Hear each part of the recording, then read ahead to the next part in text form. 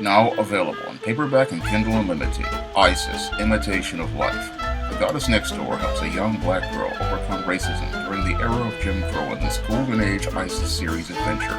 Get Isis, Imitation of Life in paperback and Kindle Unlimited today. One of my viewers sent me a donation because they wanted me to do a review of the Netflix film, The Harder They Fall. Now, normally I do not review anything on the Netflix platform because I do not support the Netflix platform anymore after they released what I believe to be a film that exploits and degrades black children, that film called Cuties. And ever since Netflix decided to put that film on their platform, I have refused to subscribe to their platform or support anything on their platform. However, since this viewer sent the donation to Cash App, and I had no way of returning it, I decided to take their money and go to Netflix, only to subscribe to it for 1 month so I could take a look at this film, The Harder They Fall. Now, this Harder They Fall film has some beautiful visuals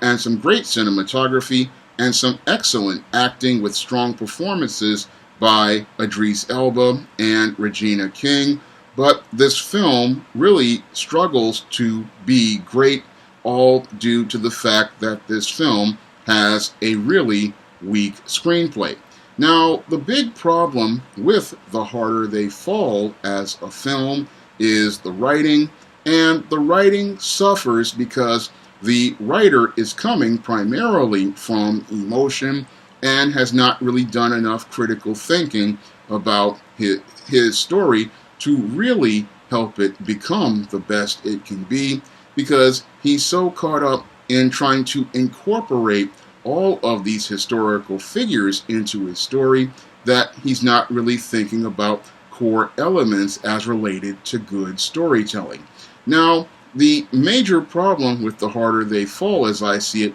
is that incorporation of historical figures like Bass Reeves, Nat Love, Rufus Buck, and your stagecoach Mary, and I don't believe that we needed to incorporate any of those historical figures into this story. And the reason why I don't believe there was a need to incorporate those historical figures into this story is because a good writer can go out here and create original characters and make them compelling and stand out on their own. Because the incorporation of these historical figures into the story, this is one of the things that makes your Harder They Fall stumble out of the gate, because you're not really able to let these characters be themselves. And in many cases, what happens is, in the case of people like Stagecoach Mary, who is played by Zazie Beetz, what happens is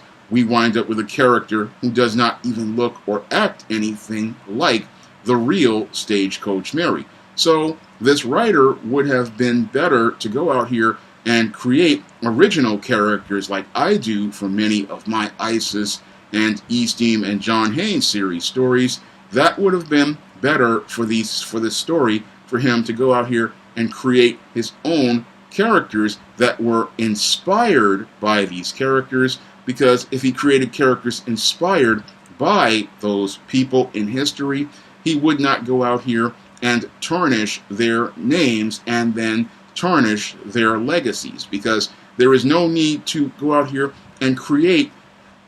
characters that are the historical figures when you can just say, okay, I'm going to make my own characters, I'm going to build my own world, and I'm going to go out here and these characters will be inspired by those characters and all those historical figures, and then I will go out here and craft a story. That way, your hands are not tied, and you're not going out here and making a mess as related to the structure,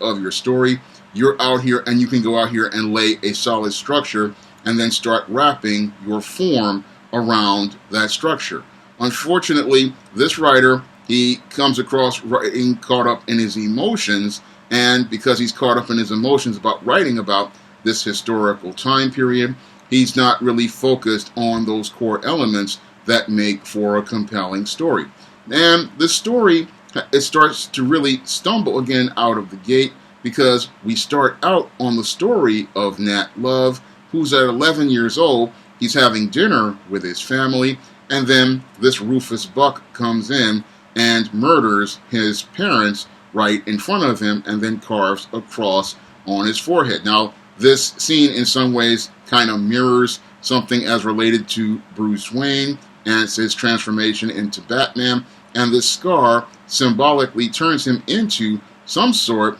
of anti-hero vigilante, but that anti-hero vigilante element is not really developed fully, and that makes it where it's hard to care about Nat Love's story of revenge. Now, again, they introduce this main character when he's young, and then they show us what he wants, which is a good thing, but it's hard to care because we see this anti-hero, and he's taking on this gang with these red hoods, which are similar to the Joker in some ways, and we're supposed to believe he's this sort of Robin Hood who robs the bad guys in order to help people, but we don't see him helping any people, and that's where the story starts to have its first serious structural issues, because in that part we don't see this guy as a hero we could care about. Now, they're trying to do with this character, they're trying to make him something similar to what I would call Clint Eastwood's Man with No Name from the spaghetti westerns. They're trying to make him this hard sort of anti-hero, but the actor who plays him, he, as I see it, didn't have enough edge to really make that character compelling, and then the writing, it really was not that strong to really bring out any sort of layers and complexity to that character. Now, after he and his gang go out here and take down this gang with the red hoods on their heads, he then goes over to pseudo Stagecoach Mary, because I can't call this woman Stagecoach Mary in any way, shape, or form, played by Zazie Beetz, because the real Stagecoach Mary was a heavy, dark-skinned woman, but the producers of this film decided to cast a slim, light-skinned woman who was biracial to play Stagecoach Mary. And that was something that they did because they wanted to make Stagecoach Mary some sort of love interest for Nat Love, and that's something I believe should not have been done. The perfect actress for this role would have been Monique. Monique would have been the perfect Stagecoach Mary, and she would have been a bit of a draw in the role, but because these producers wanted to go get the light-skinned love interest, what they did was they cast your Zazie Beetz in a role that I believe she did not really fit in. Now, she does a serviceable performance in the role, but the whole thing is that she's not the right actress because she does not fit the character. And the way that the character is written really does not fit Stagecoach Mary, and that goes back to my point that if this writer wanted to create a character that was inspired by Stagecoach Mary, he could have gone out here and created a biracial character who was inspired by Stagecoach Mary and given her her own name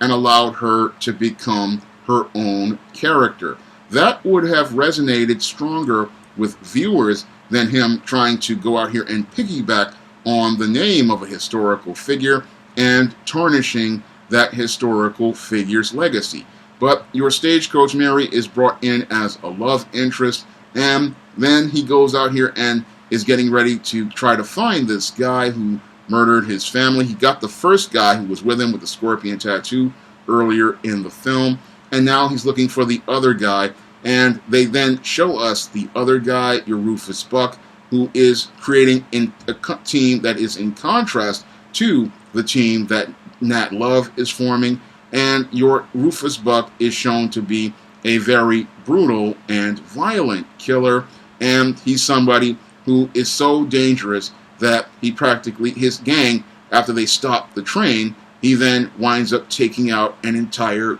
Union battalion. So this is the point where I start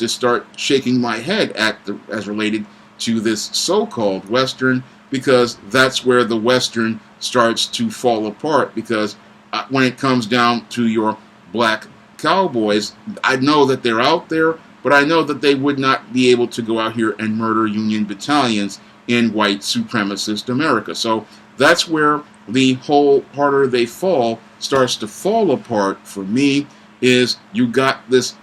in their attempt to show how evil this black man is, that he kills an entire Union battalion on a train after he escapes, and then after that he goes out here and terrorizes a black town and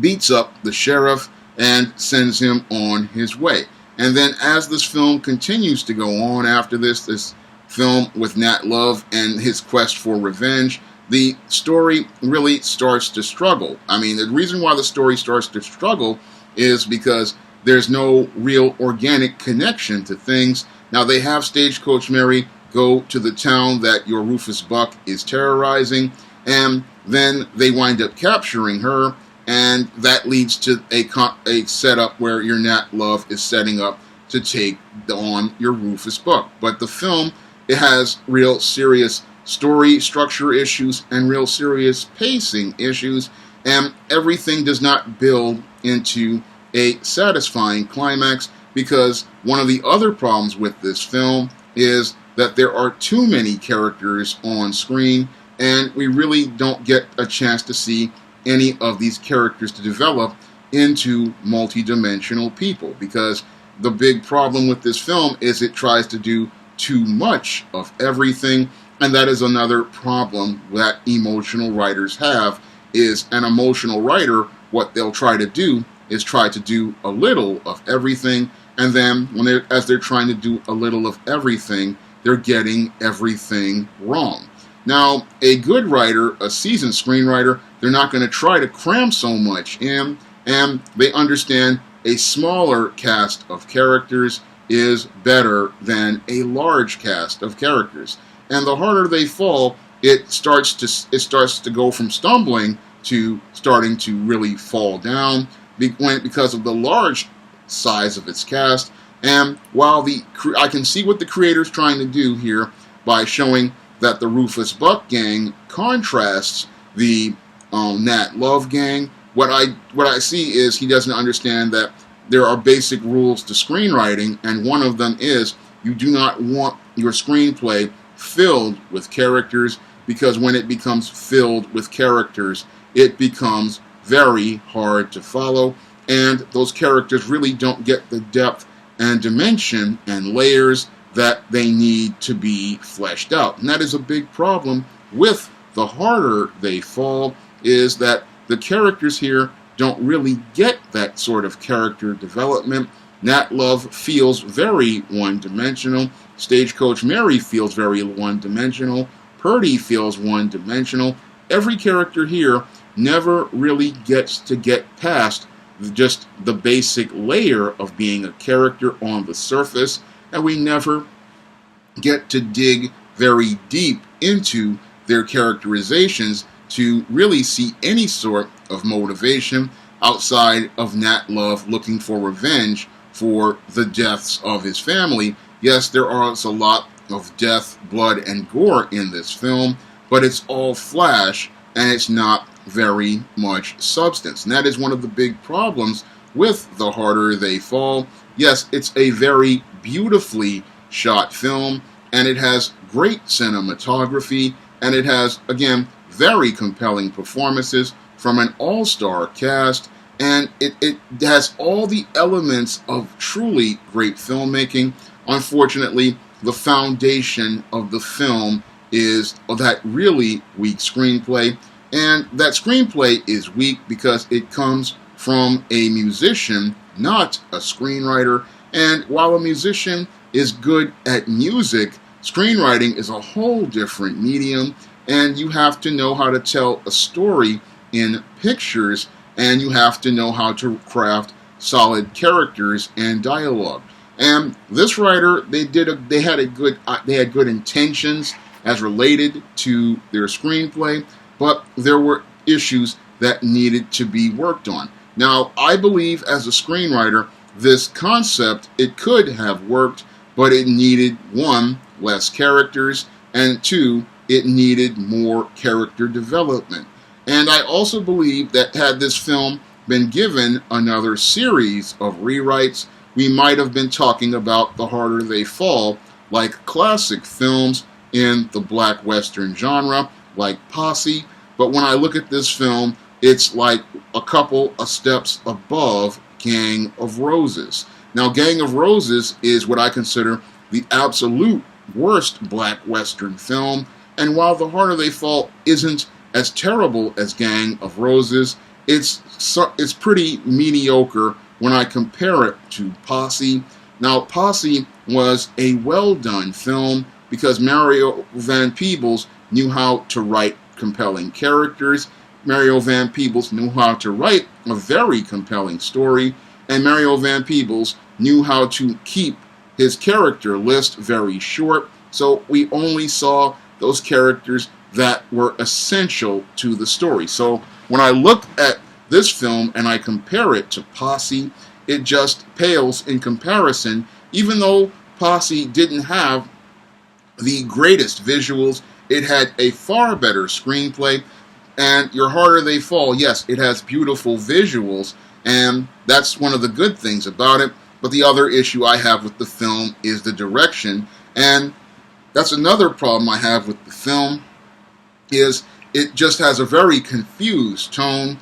One minute it wants to be the Russo brothers, the next minute it wants to be Quentin Tarantino, and the director has not really chosen what type of vision he wants as related to his story, and that's what makes it hard to really get into The Harder They Fall, because he doesn't really know what type of story he wants to tell. And I have to ask, is he trying to tell a historical fantasy story, or is he trying to tell a Western? That's the critical question I have to ask, because when I look at this film, I don't see a clear vision for the film. In spite of the beautiful cinematography and the great acting, I don't really see a clear vision for this story, and I don't see a clear style that fits. I mean, one minute he's going on a Tarantino direction, like the Django Unchained. The next minute he's going on a Russo brothers type style, similar to Captain America Civil War, and those two visions seem diametrically opposed, and that leads to a very, very jumbled vision that doesn't come clear as related to storytelling, and that really makes it hard to really get to know anybody in this story, or even sit through this film, which is, again, over 2 hours and 20 minutes long, and I found myself struggling to stay compelled to stay with this film. Now, the end promises a sequel and an opportunity to sort of try to do better, but if they don't really learn from their mistakes from this film, I don't know if there's a reason for A Harder They Fall 2, because this film's got too many technical issues and too many story issues to really be out there. And again, this writer really needs to work on certain things as related to screenwriting, like character development, because in order for us to really root for a hero, we need to get to know them as a person, and you just can't give us the veneers as related to people because you want to use historical figures. No, you have to go out here and stand up on your own 2 feet with your own characters, because when you stand up with your own 2 feet with your own characters, that's a sign of confidence. And that's one of the other issues I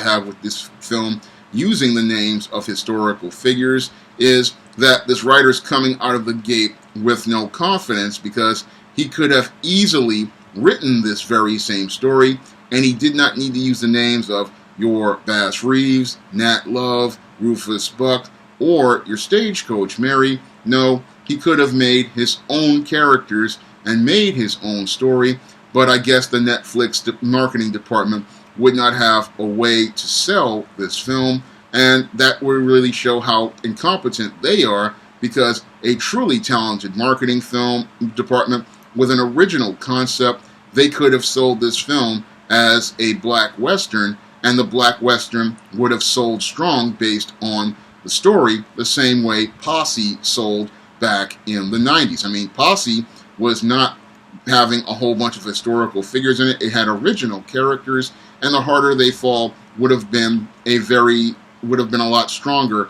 had the writer had the confidence to go out here and create his own characters instead of trying to piggyback off the names of historical figures. So I really don't want to say that this film is bad, because it's just mediocre, and a mediocre film that if you want to go out here and go see it, you can go see it. It has, very beautiful cinematography and very compelling acting. Unfortunately, the script is the problem with this film, and that script's structure, it has serious issues that prevent the film from actualizing its potential and being a truly great film. So with this Harder They Fall, I was not impressed with this film. I was disappointed by the writer, just as I see it, not really having that confidence to create their own characters or having that confidence to stand by their story, because there was no need to incorporate the names of these historical figures, and that really hampered what could have been a fantastic story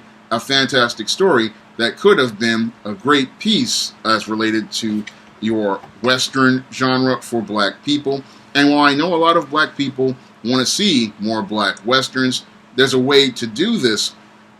and do it well, but The Harder They Fall does not do it well. And one of the reasons why it doesn't do it well is because you have a music guy who is trying to write film, and you really need a person who is into film and black history to really do this film justice. And we really needed that type of person writing this film so that we could get a much better story than what was presented here. Now, this review was requested by a viewer, and if you want to request a video, you can donate to the Cash App by clicking the links in the description box. And if I know something about that subject, I'll do that video for you. And if you want to pick up some of my action-packed African-American fantasy fiction on the SJS Direct imprint, like the ISIS series, the E-Steam series, the John Haynes series, and the books of the Spinsterella trilogy, and novels like Eternal Night, you can find those books on Amazon.com in paperback and Kindle format.